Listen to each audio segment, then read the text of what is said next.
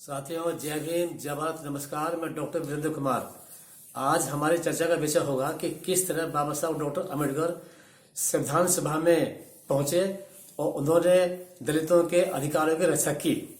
तो मैं इतिहास के पन्नों पर लंबी दौड़ लगाते हुए आपको ले जा रहा हूं 1939 में, जब 1 सितंबर 1939 को द्वितीय विश्व युद्ध आरंभ हुआ था, जो 2 सितंबर 1945 तक जारी रहा।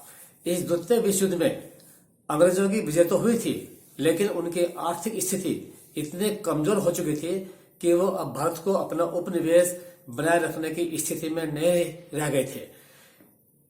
इसके साथ ही साथ भारत के अंदर आजादी का आंदोलन इतना उग्र, तेज और चरम अवस्था पे पहुंच चुका था कि अब अंग्रेजों के लिए ये असंभव था कि वो अपने शासन को भारत में आगे भी जारी रख सके। इन्हीं परिस्थितियों को देखते हुए उस समय के इंग्लैंड के प्रधानमंत्री मिस्टर क्लेमेंट एटली ने यह घोषणा की कि हम शीघ्र ही भारत को ब्रिटिश राज से आजादी दे देंगे।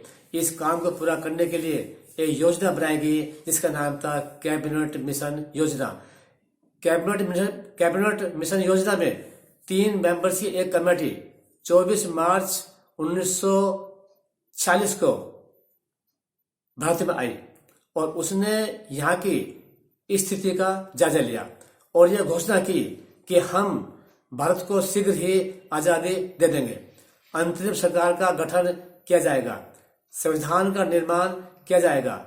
संविधान का निर्माण करने के लिए संविधान सभा की स्थापना की जाएगी।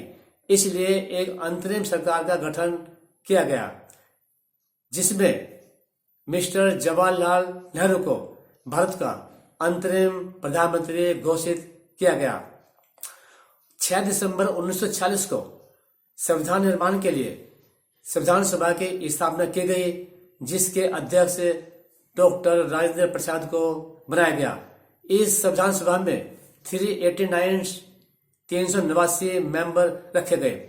इन 389 मेंबर्स में से 296 मेंबर्स का चुनाव प्रोविंशियल काउंसिल्स के मेंबर्स के द्वारा होना था। जिस तरह आज हमारे यहाँ विधानसभाएं होती हैं, उस तरह उस समय प्रोविंशियल काउंसिल्स अर्थात प्रांतीय समितियां होती थी। इन प्रांतीय समितियों के चुनाव जुलाई 1946 में ही हो चुके थे, जिसमें बाबा साहब डॉक्टर अम्बेडकर ने अपने शेड्यूल्ड कास्ट फेडरेशन के 151 कैंडिडेट्स भारत में खड़े किए थे, लेकिन बाबा साहब डॉक्टर अम्बेडकर केवल 2 सीट ही जीत पाए थे, जिनमें से 1 सीट बम्बई की थी। 2 सीट जीतने के बाद बाबा साहब बड़े परेशान रहने लगे, क्योंकि इन 2 सीट के माध्यम से संविधान सभा में जीतकर जाना असंभव था। दलित समाज भी बहुत चिंता में था कि बाबा साहब डॉक्टर अम्बेडकर अब संविधान में दलितों के अधिकारों की रक्षा कैसे करेंगे, खासतौर से उन अधिकारों की जो वो 1932 में इंग्लैंड से अंग्रेजों से प्राप्त करके लाए थे और पूना पैक्ट के माध्यम से जो आरक्षण बाबा साहब को मिला था, उसकी रक्षा अब नए संविधान में कैसे हो पाएगी।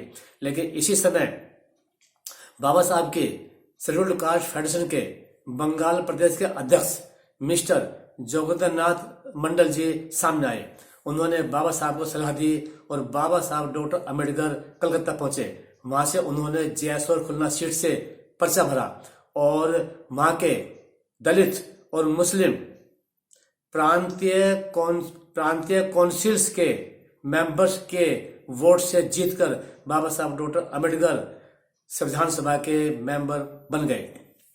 लेकिन अफसोस की बात, जब देश का बंटवारा हुआ तो जयसोर खुलना सीट, जहां से बाबा साहब डॉक्टर अम्बेडकर जीतकर संविधान सभा के मेंबर बने थे, उस सीट को पाकिस्तान में भेज दिया गया। अर्थात अब बाबा साहब डॉक्टर अम्बेडकर भारतीय संविधान सभा के मेंबर नहीं रह गए थे। वो अलग बात है कि बाबा साहब डॉक्टर अम्बेडकर बाद में बम्बई से जीतकर, बम्बई से पर्चा भरकर दोबारा संविधान सभा के मेंबर बने थे। अब अंतरिम सरकार बड़ी परेशान थी, क्योंकि अंतरिम सरकार को संविधान निर्माण का कार्य पूरा करने के लिए कोई भी कानूनविद नहीं मिल रहा था। कांग्रेस के मिस्टर तेज बहादुर सप्रू और जयकर जी जैसे लोग भी संविधान निर्माण के कार्य में अपने असमर्थता दिखा चुके थे। इसलिए मिस्टर जवाहरलाल नेहरू जी और गांधी जी बड़े परेशान थे कि हमारा संविधान का काम कैसे पूरा होगा।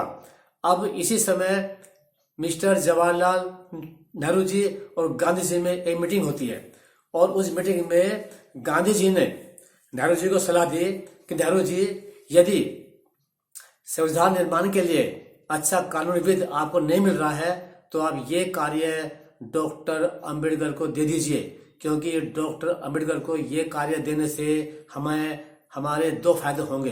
पहला फायदा ये होगा कि डॉक्टर अंबेडकर एक विद्वान कानूनविद हैं, वो संविधान निर्माण का कार्य भले प्रकार से करेंगे, और दूसरा फायदा ये होगा कि डॉक्टर अंबेडकर मिस्टर जिन्ना की तरह अछूतों के लिए अलग देश की मांग नहीं करेंगे।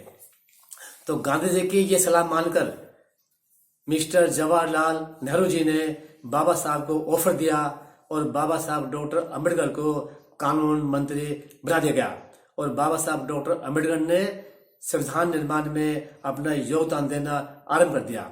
अब 15 अगस्त 1947 को देश आजाद होने के बाद में 29 अगस्त 1947 को ड्राफ्टिंग कमेटी का चेयरमैन बाबा साहब डॉक्टर अंबेडकर को बना दिया गया। ये ड्राफ्टिंग कमेटी भी संविधान सभा का एक हिस्सा थी, जिसका काम था संविधान निर्माण के कार्य को पूरा करना, और बाबा साहब डॉक्टर अंबेडकर ने अपने संविधान निर्माण के कार्य को बड़ी योग्यता से, बड़ी लगन से पूरा किया और हमारा संविधान लगभग 2 वर्ष 11 महीने 17 दिन में पूरा हुआ।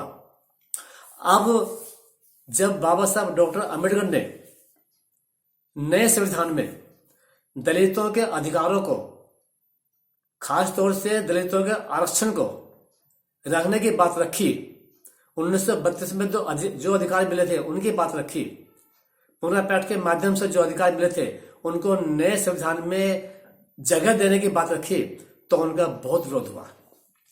और ये विरोध उनका किन लोगों ने किया, मैं उन लोगों का नाम आज के राजनीतिक परिप्रेक्ष्य में लेना नहीं चाहता। आप स्वयं अध्ययन कीजिए, इतिहास के पन्नों को पढ़िए और जानिए कि वो कौन लोग थे जिन्होंने बाबा साहब का विरोध इसलिए किया क्योंकि बाबा साहब डॉक्टर अंबेडकर 1932 और पुनः पैठ के माध्यम से प्राप्त अधिकारों को नए संविधान में जगह देकर उनको आगे भी जारी रखना चाहते थे। जब बाबा साहब डॉक्टर अंबेडकर ने जुलाई 1946 में अपने शेड्यूल्ड कास्ट फेडरेशन के कैंडिडेट्स 151 चुनाव में खड़े किए थे, तब भी बाबा साहब के शेड्यूल्ड कास्ट फेडरेशन को हराने के लिए उस समय की पार्टियों ने और उनके नेताओं ने एड़ी चोटी का जोर लगा दिया था। वो पार्टियां कौन थी, वो नेता कौन थे, उनका नाम भी मैं आज के पॉलिटिकल माहौल में लेना नहीं चाहता। आप स्वयं इतिहास के पन्नों को पढ़िए और जानिए कि कौन सी पार्टियां थी, कौन नेता थे जिन्होंने बाबा साहब के शेड्यूल्ड कास्ट फेडरेशन को जुलाई 1946 के चुनाव में हराने के लिए एड़ी चोटी का जोर लगा दिया था।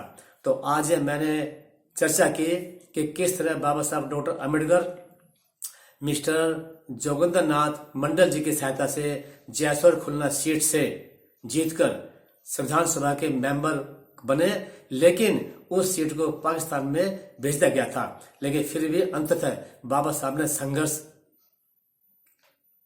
किया और संघर्ष करके बाबा साहब डॉक्टर अंबेडकर दलितों के अधिकारों को संविधान में, नए संविधान में रखने में सफल हुए, जो आज भी दलितों को प्राप्त हैं। और ये मैंने चर्चा इसलिए की क्योंकि बाबा साहब डॉक्टर अंबेडकर ने एक बार कहा था कि इतिहास का निर्माण करने के लिए इतिहास को जानना जरूरी है। इसलिए आज हमने ये इतिहास जाना और इन्हीं शब्दों के साथ आपका बहुत बहुत धन्यवाद कि आपने मेरी बात को बड़े ध्यान से सुना। जय भीम, जय भारत, नमस्कार।